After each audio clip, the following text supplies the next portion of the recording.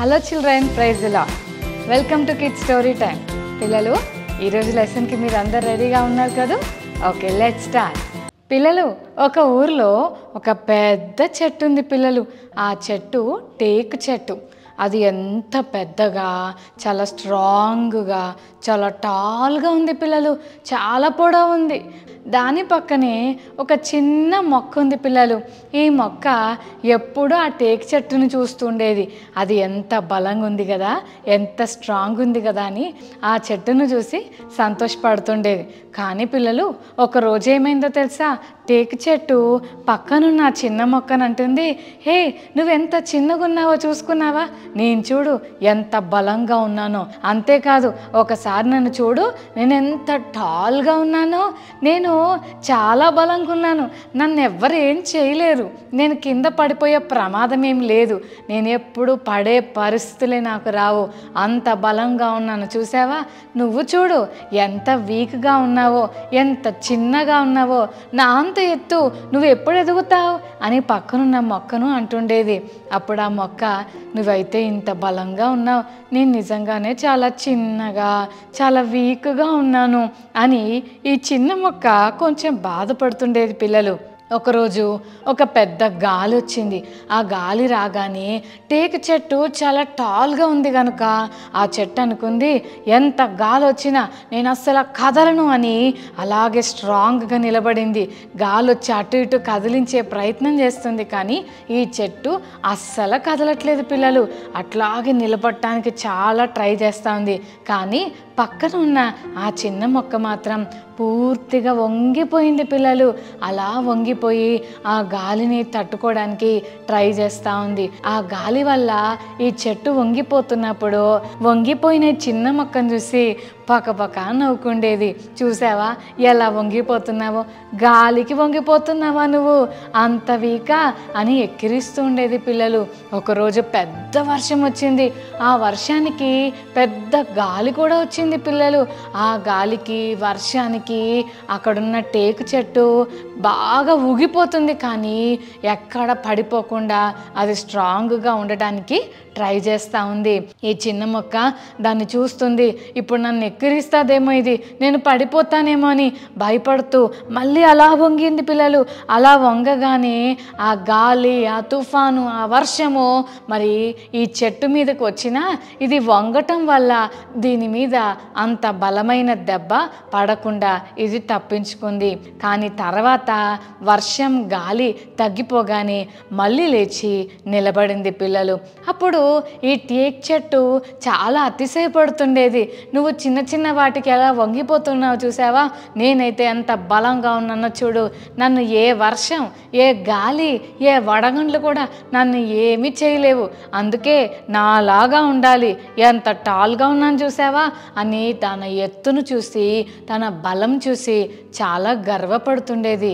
నిజమే కదా, అలా చాలామంది పిల్లలు గర్వపడుతుంటారు. మా డాడీ పెద్ద ఆఫీసర్ అని, మా ఇంట్లో కారు ఉంది, మాది పెద్ద బిల్డింగ్ అని, నా దగ్గర బోల్డ్ అని టాయ్స్ ఉన్నాయి, నీ దగ్గర ఏం లేవా? మీ డాడీ నీకు కొనిరా, మీ మమ్మీ కొనిరా అని చాలామంది పిల్లలను ఎక్కిరిస్తూ బాధ పెడుతుంటారు. అలా బాధ పెట్టడం మంచిది కాదు కదా. దేవుడు మనకి ఏమిచ్చారో దాన్ని బట్టి దేవునికి వందనాలు చెల్లించాలి. అంతేకాదు ఇతరులకు మన దగ్గర ఉన్న వాటిలో షేర్ చేసుకునే మంచి మనసు కలిగి ఉండాలి కదా పిల్లలు. అయితే ఈ టేకు చెట్టు తన బలాన్ని బట్టి, తన ఎత్తును బట్టి చాలా గర్విస్తుంటే ఒకరోజు అనుకోకుండా పెద్ద గాలితో డమాడమా అని పైనుంచి వడగళ్ళు పడుతున్నాయి. అంత పెద్ద వడగళ్ళు పడుతుంటే ఈ చెట్టుకి చాలా దెబ్బలు తగులుతూ ఉన్నాయి. అయినా అలాగే నిలబడింది. నేను పడను, నేను కదలను, నేను ఇట్లాగే ఉంటానని అలా నిలబడేసరికి ఒక పెద్ద గాలి వచ్చి ఢమాల్మని అంత పెద్ద చెట్టు అయిన టేకు చెట్టును పడేసింది పిల్లలు. అంతవరకు నిలబడిన టేకు చెట్టు అస్సలు చేతగాని దానిలాగా పడిపోయింది పిల్లలు. కానీ పక్కనున్న చిన్న మొక్క మాత్రం అలా తల వంచుకొని గాలి, తుఫాను, వడగండ్ల దెబ్బలకు మౌనంగా తల వంచుకుంది. అవన్నీ తగ్గిపోయాక మెల్లగా లేచి నిలబడింది. అయితే పిల్లలు, పడిపోయిన చెట్టు ఇక మళ్ళీ నిలబడటానికి రాదు కదా.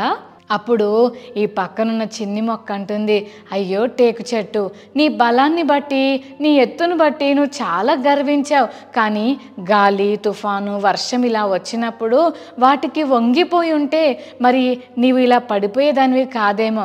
నేను చూడు, ఆ పరిస్థితులు వచ్చినప్పుడు కొంచెం నేను వంగినట్లుగా నేను బెండ్ అవుతాను, బెండ్ అవ్వగానే అవన్నీ తగ్గిపోతాయి కదా, అప్పుడు నేను మళ్ళీ మామూలుగా లేచి బలం తెచ్చుకొని నిలబడతాను.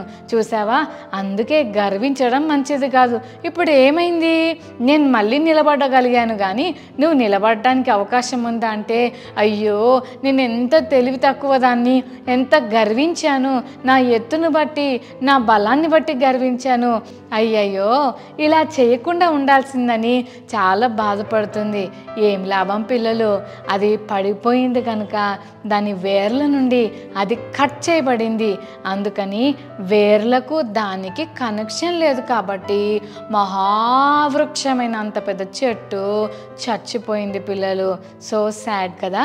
నిజమే, కొన్నిసార్లు మనకున్న బలాన్ని బట్టి, కొన్నిసార్లు హైట్ ఉన్నామని, కొన్నిసార్లు కలర్ ఉన్నామని, వాళ్ళు నల్లగా ఉన్నారు, నేనైతే ఎంత తెల్లగున్నాను తెలుసా, వాళ్ళు చాలా పొట్టిగా ఉన్నారు, నేను ఎంత పొడగున్నాను తెలుసా, వాళ్ళ బట్టలు చూడు ఎంత మురికిగా ఉన్నాయో, నా డ్రెస్ చూడు మా మమ్మీ 2000 పెట్టి కొనిచ్చింది నాకని.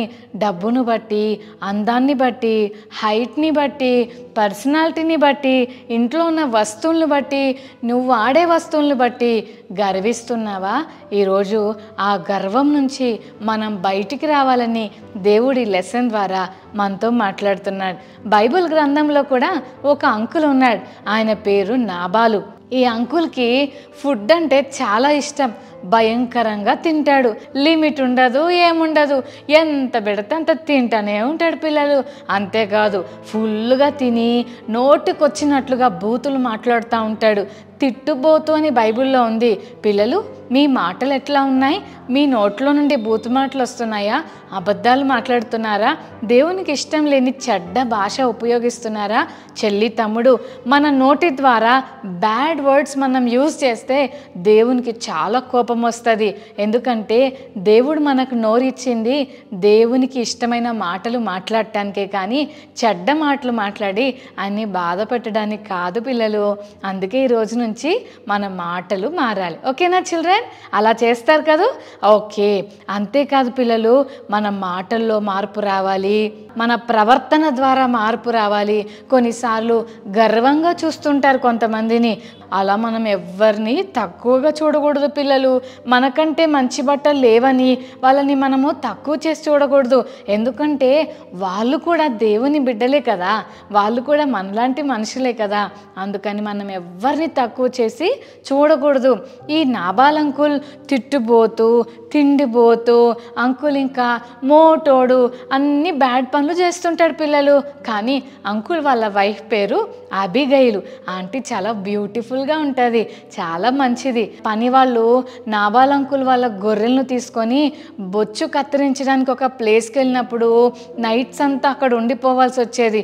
అలాంటి టైంలో ఏ ఎనిమీస్ కానీ వైల్డ్ యానిమల్స్ కానీ రాకుండా నాబాల్ అంకుల్ వాళ్ళ పని వాళ్ళని, వాళ్ళ మందల్ని కాపాడే విషయంలో దావీదు హెల్ప్ చేశాడు.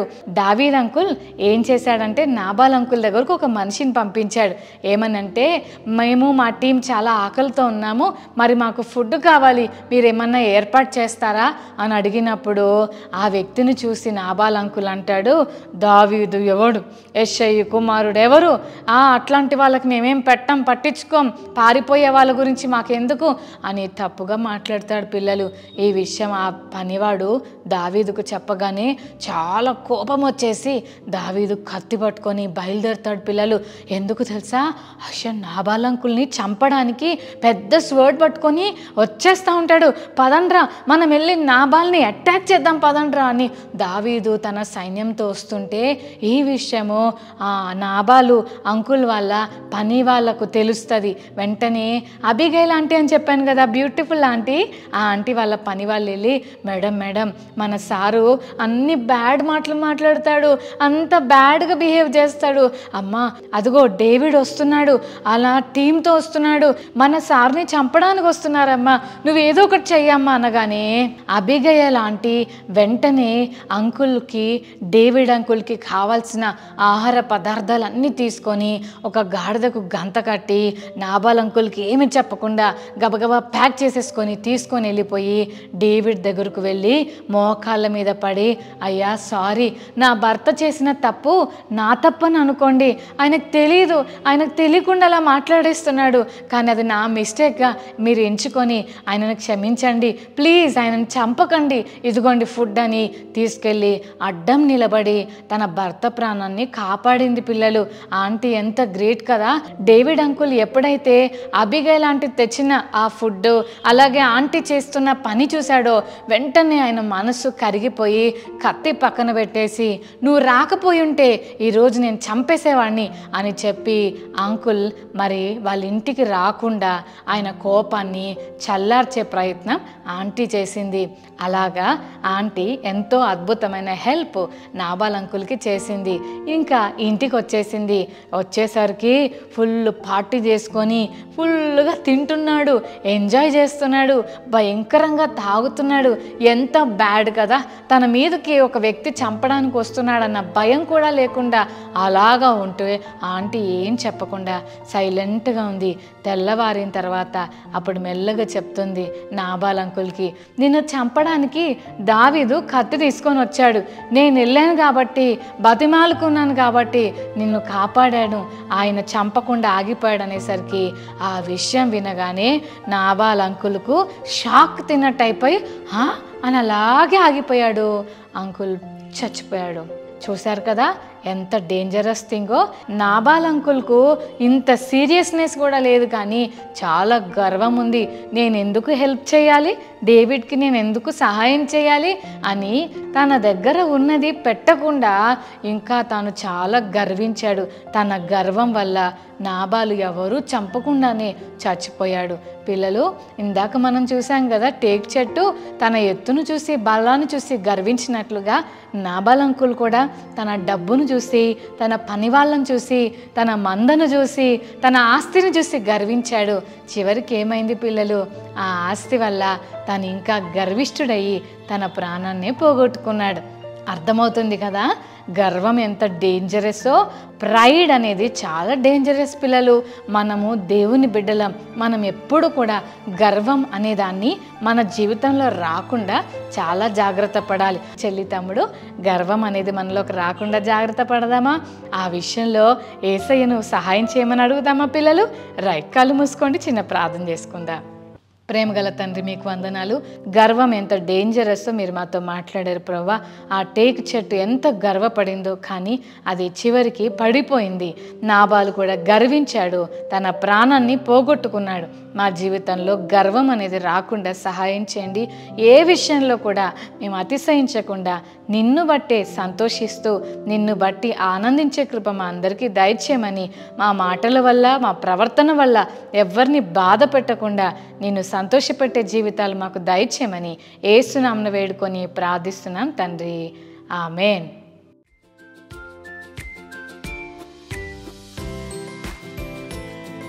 ఓకే చిల్డ్రన్, మరి ఈరోజు మెమరీ వర్స్ నేర్చుకుందామా? సామెతలు 16:18, ప్రావర్బ్స్ 16:18. నాశనమునకు ముందు గర్వము నడుచును, పడిపోవుటకు ముందు అహంకారమైన మనస్సు నడుచును. మరొకసారి నేర్చుకుందామా? ప్రావర్బ్స్ 16:18. నాశనమునకు ముందు గర్వము నడుచును, పడిపోవుటకు ముందు అహంకారమైన మనస్సు నడుచును. సామెతలు 16:18. Okay children, God bless you, bye.